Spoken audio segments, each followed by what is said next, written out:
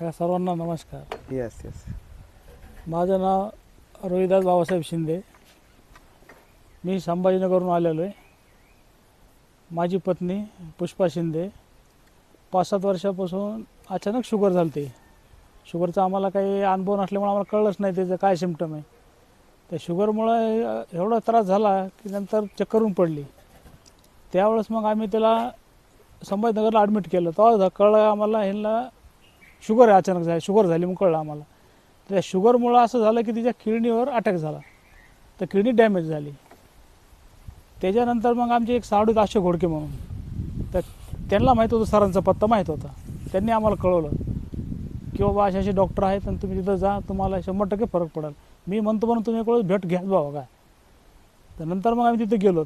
तर आमची शुगर आता जवळपास 17-18 महिने झालं मी चेक करतो दर महिन्याला, तर नॉर्मल असते शुगर. पण ते शुगर झाल्यामुळं किडनी डॅमेज झालेली. तर आता किडनीचा पण इलाज चालू आहे सरांकडंच.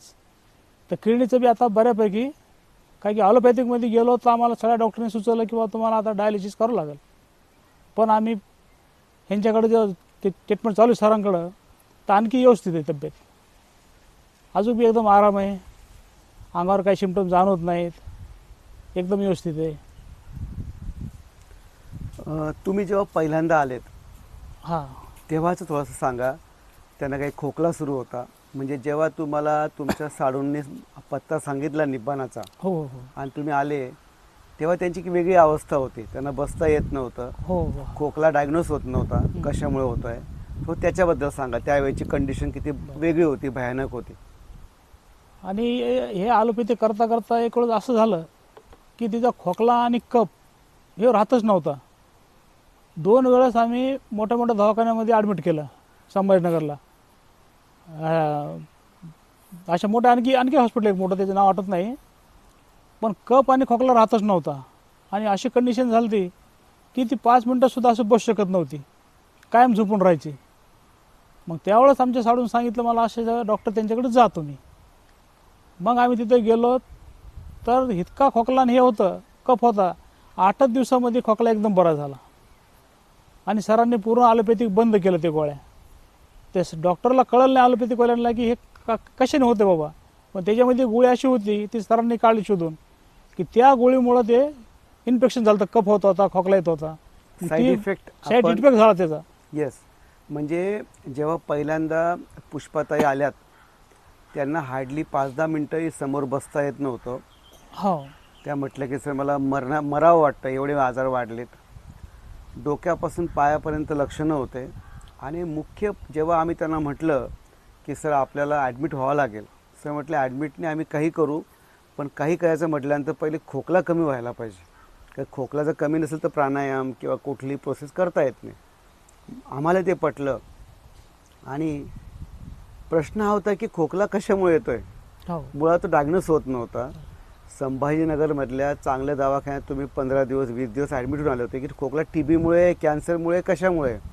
पण थोडासा आपण जेव्हा त्या टॅबलेटचा अभ्यास केला तेव्हा एका टॅबलेटचा साईड इफेक्ट म्हणून तो कळाला. आणि ती किडनीला सेव्ह करणारी टॅबलेट होती, पण ती नको होती आपल्याला. ती टॅबलेट कमी केली, चांगले औषधं दिले आणि खोकला 8 ते 10 दिवसात कमी झाला. खोकला कमी झाला म्हणून ते ॲडमिट होऊ शकले. आणि ॲडमिट केल्यानंतर मग पुढच्या प्रोसेस स्टार्ट झाल्या. मला आठवतं की सर मी जेव्हा सिम्पटम लिहायला बसलो, डोक्यापासून पायापर्यंत खूप आजार होते, पूर्ण आजार होते. म्हणजे माझा पेपर पूर्ण भरला. हो हो. करता करता मानसिकता. कारण होतं काय, आपण जेव्हा एका आजारापासून परेशान असतो, आपण डॉक्टरांकडे त्याला बरं होण्यासाठी जातो. आजार थोडाफार बरा होतो पण दुसरे आजार मागे लागतो. कोणी सांगतच नाही आपल्याला की काय पथ्य पाळले पाहिजे, काय व्यायाम.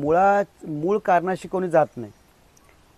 आणि वरच्यावर लिपापोटी मजाला म्हणतो आपण चालतं. तर जेव्हा मला आठवतं तुमची मनाची अवस्था, पेशंट आजारी असतो, पेशंटला ट्रीटमेंट हवी असते. पण मला आठवतं पुष्पाताईच्या बाबतीमध्ये पहिले आम्ही खोकला कसा कमी केला ते आम्हालाही चॅलेंज होतं, मलाही चॅलेंज होतं की कुठे. म्हणून डॉक्टरचं एक सायन्समध्ये एक शब्द येतो शिंदे सर, डॉक्टरच्या अनुभवाला खूप महत्त्व असतं. डिग्रीवाले डॉक्टर खूप असतात की आता हा खोकला प्रश्नांकित होता, TBमुळे आहे का, निमोनियामुळे आहे का, कशामुळे आहे. खोकला झाला कमी आणि ते करता करता सर ज्या प्रकारे आता बोलले की आजच्या घडीला त्यांचे सर्व आजार कव्हर झाले.